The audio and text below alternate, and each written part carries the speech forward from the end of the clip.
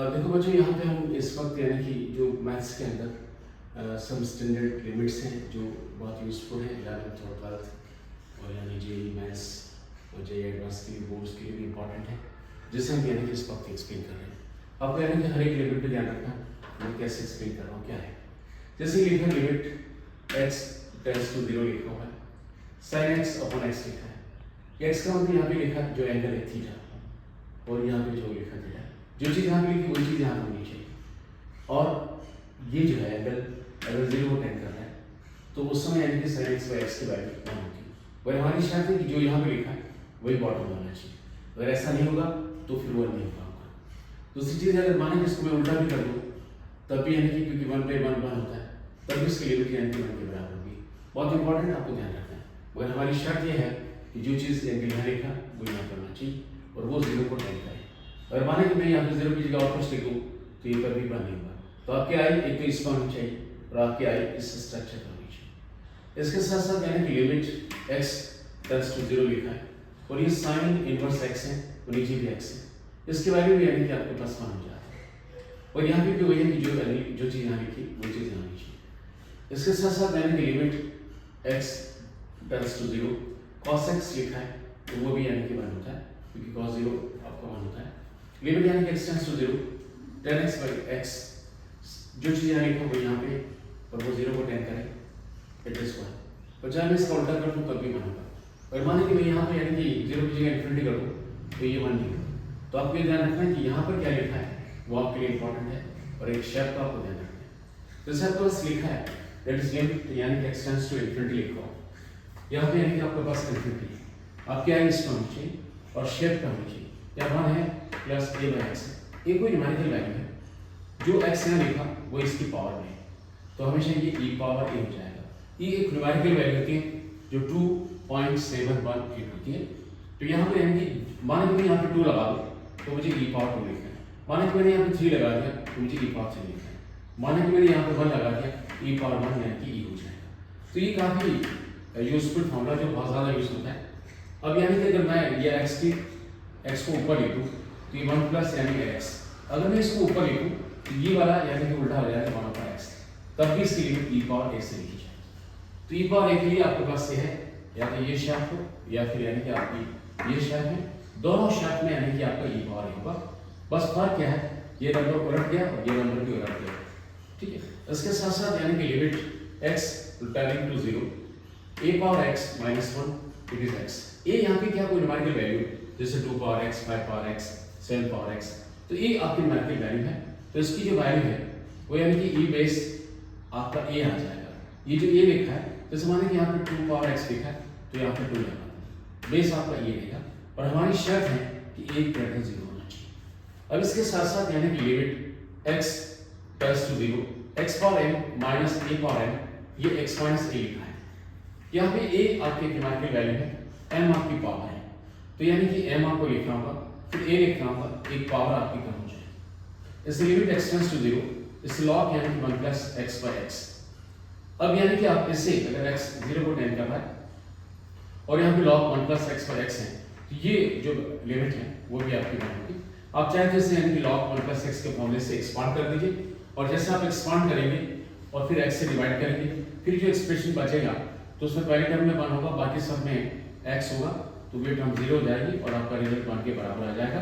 अगर आप भूल भी जाएं तो log 1 प्लस x की जो सीरीज है उसे एक्सपांड करके उस सीरीज को x से डिवाइड करके फिर x की जगह 0 पुट करेंगे तो आपके पास 1 आएगा। अब लिमिट यानी कि x टेंड्स टू a लिखा हुआ है और माने कि आप 0 के बराबर हो जाए, ठीक है। तो उसमें यानी कि आपके पास ये 4 इसमें अलग अलग फॉर्मूले बन सकते हैं, 4 सिचुएशन बन सकती है, बट आपको ये यूज करना है कि ये वैल्यू 0 के बराबर है।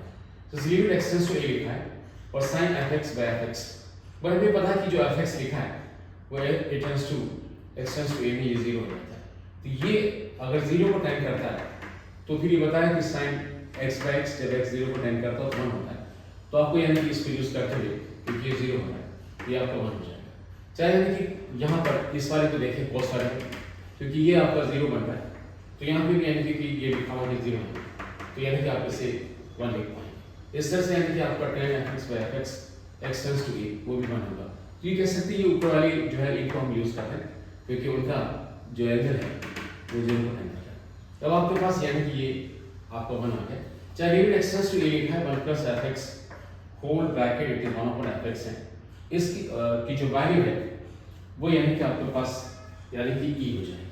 I can write it is e, मैं इसे यानी कि e लिख सकता हूँ। और चाहे यानी कि अगर ये उल्टा हो जाता है ये वाला और तो ये भी उल्टा हो जाएगा तब भी यानी कि इसकी वैल्यू e के बराबर होगी। काफी इंपॉर्टेंट रिजल्ट है डी, आपको ध्यान रखना है। पर इसमें भी हमारा क्या है कि limit x tends to a f x 0 के बराबर है। अब इसके आगे चले, आपके पास लिखा है कि अगर माने कि अगर x a को टेंड कर रहा है और एफ एक्स के 1 के बराबर है और gx इंफिनिटी के बराबर जब x a को टेंड कर रहा है तो फिर एफ एक्स की पावर अपने gx लगा रखिए, तो उसको यानी कि limit x tends to a 1 plus f x minus 1 whole power gx पे लिख सकते हैं। तो ये यानी कि एक एक्स्ट्रा वो है, यानी कि अब इसके बाद यानी कि एल हॉस्पिटल रूल यहाँ पे करना चाहें तो एल हॉस्पिटल रूल में क्या होगा, लिमिट यानी कि x tends to a f x by gx is of the form 0 by 0।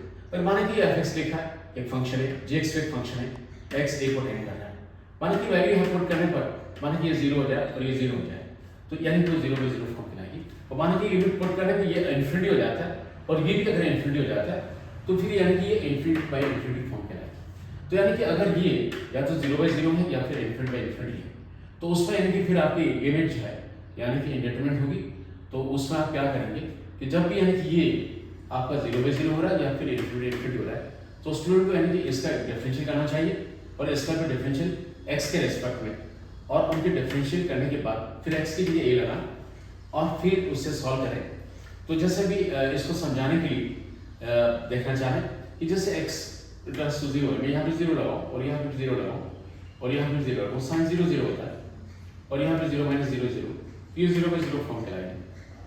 तो 0 by 0 में आप अनआंसर्ड हो जाते हैं तो आपको यानी कि एल हॉस्पिटल रूल लगाना चाहिए।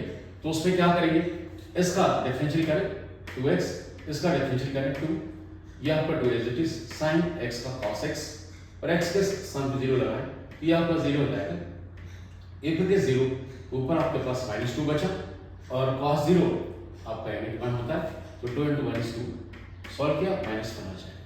बस ये ध्यान रखिए कि सपोज अगर आपने यहाँ पे 0 by 0 आ रहा है और उसमें यानी कि आप अनआंसर्ड हो जाते हैं तो आपने इसका डिफरेंशियल किया, इसका डिफरेंशियल किया और वापस लिमिट पुट की और माने कि वापस लिमिट पुट करने में भी 0 by 0 आ रहा है तो दोबारा इसको डिफरेंशियल करें, इसको डिफरेंशियल करें और फिर लिमिट पुट करें। जब तक यानी कि 0 by 0 आएगा तब तक ऊपर और नीचे को डिफरेंशियल करके फिर लिमिट पुट करनी है। पर यहाँ पे तो क्या हुआ, एक ही बार में हो गया कि जैसे आपका डिफरेंशियल किया, फिर डिफरेंशियल किया, फिर पुट किया तो अब ये 0 by 0 नहीं आ रहा है, ये आपके पास यानी कि -1 आ गया। तो ये 0 by 0 या फिर इन्फिनिटी बाय इन्फिनिटी आने पर आपको यानी कि एल हॉस्पिटल लगाना है। कई बार स्टूडेंट के साथ प्रॉब्लम आती है कि वो 0 by 0 आ रहा है फिर इन्फिनिटी, तो स्टूडेंट क्या करे, तो उसमें यानी कि आपको एल हॉस्पिटल लगाना है जो काफी इंपॉर्टेंट है। और जब कई जगह ऐसी प्रॉब्लम आती है स्टूडेंट को लिमिट निकालना नहीं आ रहा है तो वो 0 by 0 आ रहा है फिर अनआंसर्ड हो रहा है तो बेटर यानी कि इसको डिफरेंशियल करें, इसको डिफरेंशियल करें, फिर दोबारा लिमिट पुट करें और वापस देखें कि 0 by 0 तो नहीं आ रहा या कुछ और आ रहा है तो आप लिख के ऐसे कर सकते हैं। दैट्स आर मच इंपॉर्टेंट सम यानी कि स्टूडेंट लिमिट्स जो कि 11th और 12th जो बच्चे जेई बोर्ड्स और इसके साथ साथ यानी कि और कोई कंपटीशन दे रहे हैं उसमें limits they are much important. Thanks.